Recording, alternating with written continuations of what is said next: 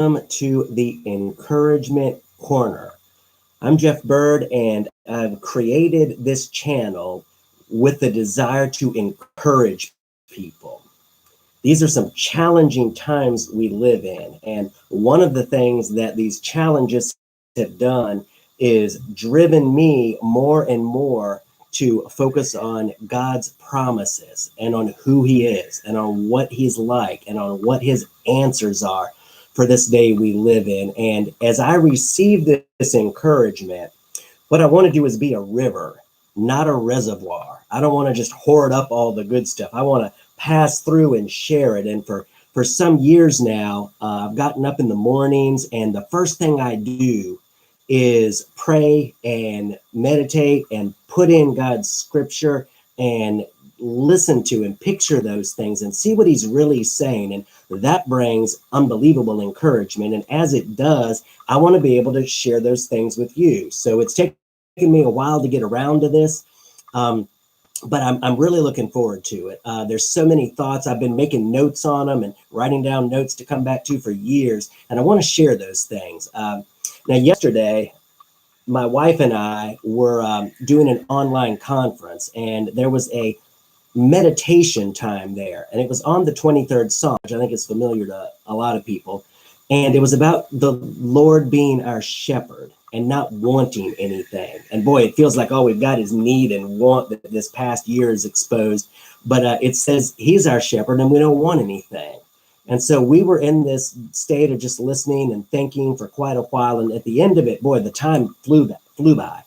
And I asked her, I said at the end, I said, "You see anything?" And she said, uh-huh. And she said, "Yeah, I've got so much to write down." And I'm like, "Yeah, me too." So we're making notes and we're writing.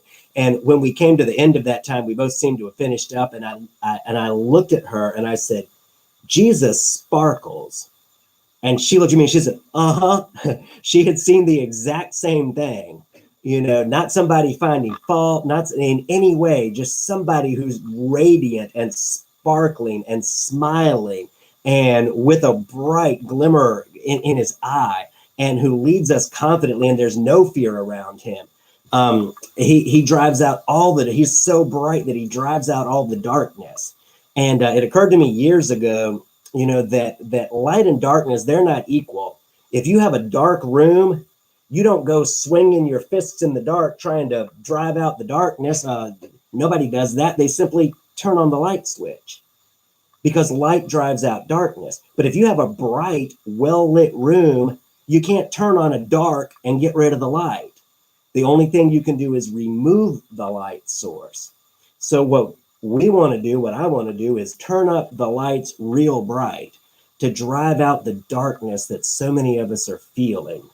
And we're going to do that as we look at these different ideas that just come on a daily basis and share those. And I've been thinking about rivers. I said I want to be a river and not a reservoir. And in thinking about rivers, somebody pointed out yesterday that, boy, there's rivers all through Scripture.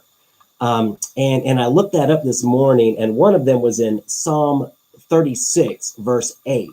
And it's talking about the children who take refuge in God under the protection of His wings, like under a mother eagle's wings. Those chicks are safe, and those people who run to Him for protection and for help and for deliverance from a difficult situation or from their own selves. And it says they drink their fill of the abundance of your house. You give them to drink of the river of your delights. And I looked up that word, they drink their fill. It means to be satiated, even drunk, to be like if you've ever been to a Thanksgiving meal and somebody's passing the pie or something, you're like, no, I couldn't eat another bite. I'm stuffed. That's the idea, that He wants to give from the abundance that's so different than the idea we often have. He's not stingy at all. He's abundant. This is an abundant universe He's made. And He wants to give them to drink of the river of His delights. God has delights on every hand. Look at just this world that we live in, and the amazement and the delights that are around us, the beauty of the natural created world, the fascination of it, the delights of the sunsets, the sunrise, the colors, the clouds, the birds, so many things. He wants to give us to drink of that river.